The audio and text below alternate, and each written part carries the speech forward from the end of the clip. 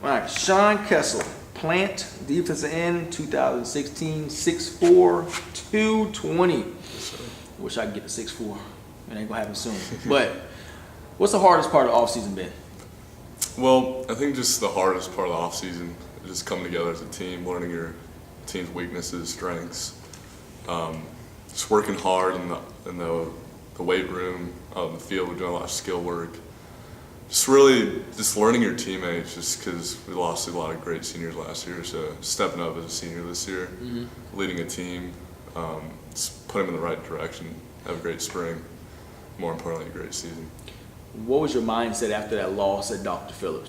Honestly, I mean, it was I hate losing. It was just really tough to it really just didn't even hit me until the next day. I was like, wow, man, like, it's over. It's my turn. I'm a senior now. I gotta put this team on my back this next year. But now I'm just super excited to just get back to it and just have a fantastic season. And it's just really exciting. I've just been waiting for this for the last 3 years. Finally a senior. Should be a lot of fun. Not being a young guy anymore, now being one of the vets on the team, what do you see out of some of the young pups that needs to hurry up and mature real quickly for you guys to try and make a state championship run? Right. Well, we have a lot of great young players that gone up from JV and whatnot. One thing is, I think we really need to just completely be all in. Not quite sure if we're all mentally in that mindset, which I agree. Like, I wasn't completely in that mindset younger, which I really regret. Like, completely focused on football, you know. The last couple of years, I've just being around the team, being around the older guys, I've really matured, and I'm just trying to set example for these younger guys to follow. Just on the weight room, off the field, on the field when we're doing skill. It's the way I interact with people, and just trying to teach them the ways to be a great Panther. When people say Plant now, it means a lot more than it did back in the 90s, early 2000s. Right. It has a stigma to it that we're champions and we want to be the best and we work to be the best. Where does that start? I think it, honestly, like, I've been in the area for 4 years. I haven't been around Plant my whole life, but I feel like I have been. Just with all the past members of the team, they just stick around. Right. They created such a great legacy that we're just trying to keep on extending, because I believe that we owe that to them, since they had great seasons in the past, winning state championships, I think 4.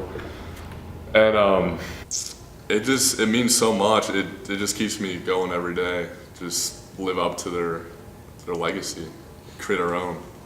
Who's the guy that you think right now, at this day, on the 6th of April, that you think maybe that pop-out player this upcoming year? Who's the guy that make a big splash for the Panthers? Let's see. That all could change, but right now, what you're seeing from him, this guy should pow.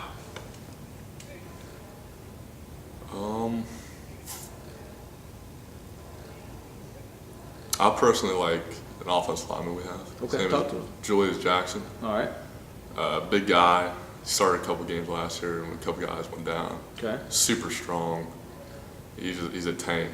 He's not the tallest guy, but this guy is thick. He's strong. He moves people, and I really expect with the running backs we have, some of the surrounding line we have, that we're gonna have a big weapon on the offensive line this year. Talk to me some about recruiting, my man.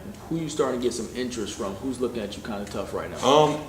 Well, I'm more of like a more academically driven guy. Okay. So coach has been contacting like Pennsylvania, right, and Brown. Got in contact with Holy Cross, okay, Sewanee. So I'm really shooting for more of the Ivy League schools, because I've been working so hard in the classroom and whatnot. But let's see how it pans out. Has it made your job easier as a student athlete because you have good grades and you do have that option in your back pocket to be an Ivy League type kid, even if you don't play ball? Right. Definitely does. It's always good to have another option. Just you never know what can happen during a season. But honestly, like if I could give anybody advice, keep academically driven. All right. Because that's your key to life. Because if football doesn't work out, you have a great school, get a good education, get a great job, you're set. Who's the biggest influence in your life? Probably my dad. Tell me why. He's just been through so much. He owns a business. He had a bad instance where one of his investors kind of screwed him over a little bit. But it's been so inspirational because he's back on his feet now. He's doing great things, growing the business substantially. And Give him a shout out. What's the business name? Shout it out. Max T Fitness. There we go. He invented a exercise, a line of 5 machines. Okay. It's a 15-minute workout, kills your own body, but he invented a weight stack where it automatically adds and subtracts weight based on your reps. Shoot. Once you fail, the weight starts decreasing in increments based on your intensity. And if you once you keep on completing reps, the weight increases until you fail. Once you fail, again, the weight decreases again. So you create Personal workout machine. exactly. Well, no, not necessarily. Okay. You have a kind of like a tech, stands by you, pushes you, helps you out, But it's fantastic. I've gotten so much stronger from So you it. got 3 or 4 of them in the garage? No. In a warehouse. But Okay. he has a studio in St. Pete in Tampa, and he's moving one to New York and whatnot, so he's doing good. What I've learned is that Felipe Fernandez is one of the best dancers on the team. Yeah, I think there's a kid named, is it Marco?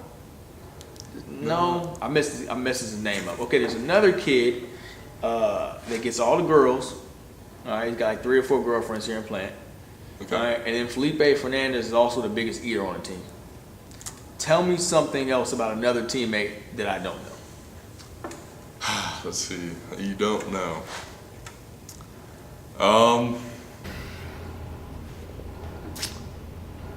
Who's got the worst locker in the locker room? Definitely Scoop.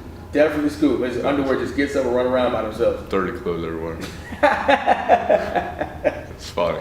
I have a buddy that used to be a locker buddy with him, and he just couldn't stand it. Finally, one of our teammates stepped up and cleaned it out for him. But God dang it, Scoop.